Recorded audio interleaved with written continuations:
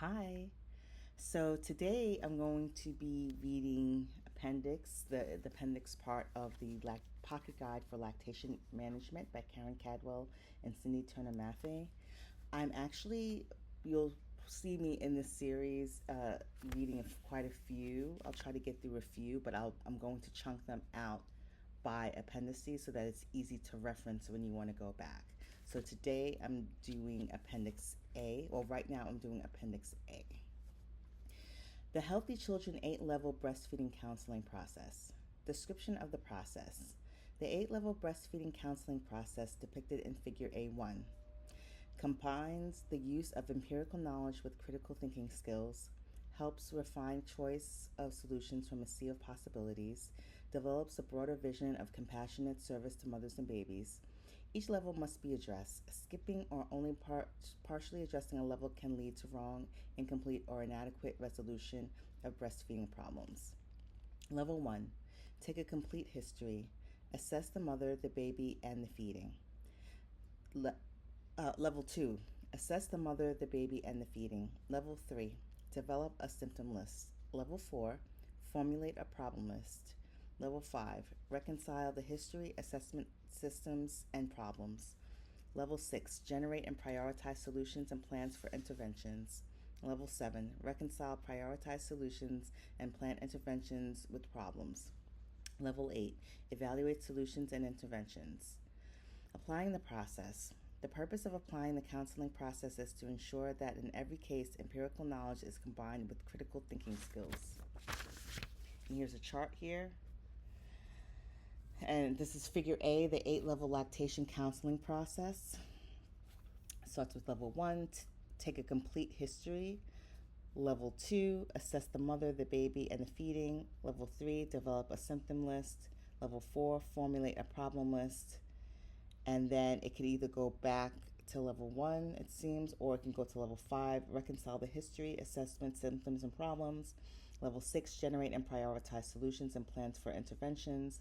Level 7, reconcile, prioritize solutions and plan interventions with problems. Level 8, evaluate solutions and interventions.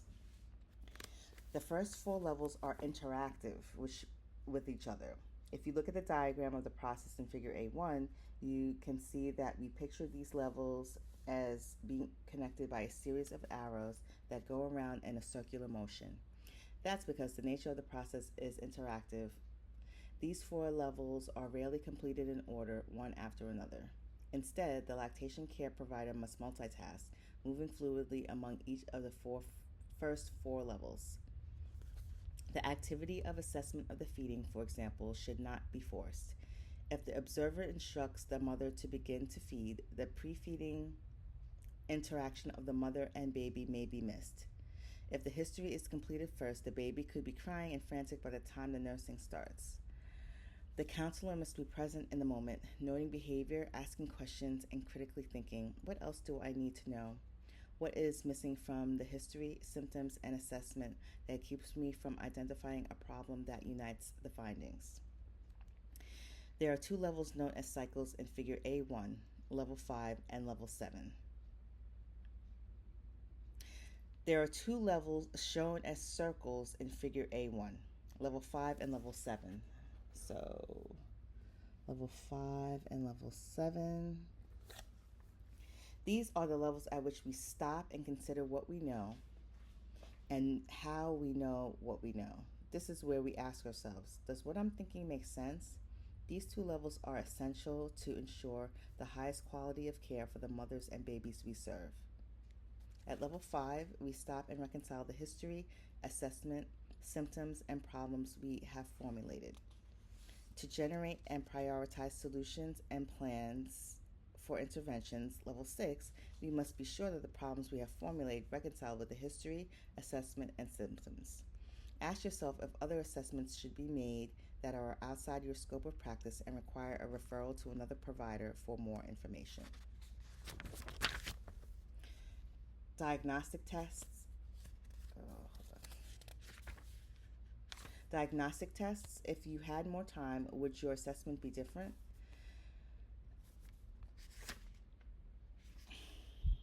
Like level 5, level 7 is one where we stop and reconcile our thinking. Do the solutions we have planned integrate appropriately with the problems we have formulated? We ask ourselves if our solutions are evidence based. We ask if the solutions have been shown to be effective for each of the problems we have formulated. Do any of the solutions contradict each other? Will any solution or intervention cause harm? Use up to date breastfeeding texts and research articles to guide your selections of targeted solutions and interventions. Be sure to read any information thoroughly. Ask yourself if there are any exceptions for the intervention or solution. Look up words in the index in the back of this book to see if there is additional information in another section of the book that might make a difference for this mother and baby. Ask yourself whether the plans and solutions you have prioritized are within your scope of practice to recommend. Is a referral to another practitioner needed?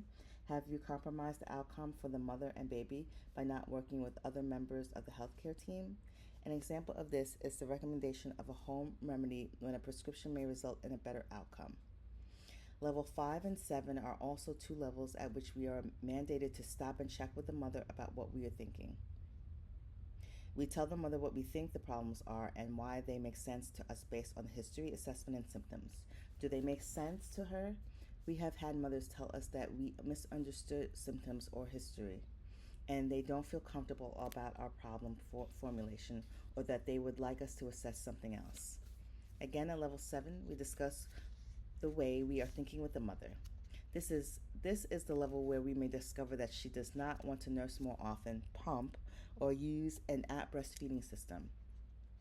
She may tell us that she's confused, it seems like too much work, she doesn't feel confident, or she doesn't have transportation. It is also the level at which she can agree with our plan.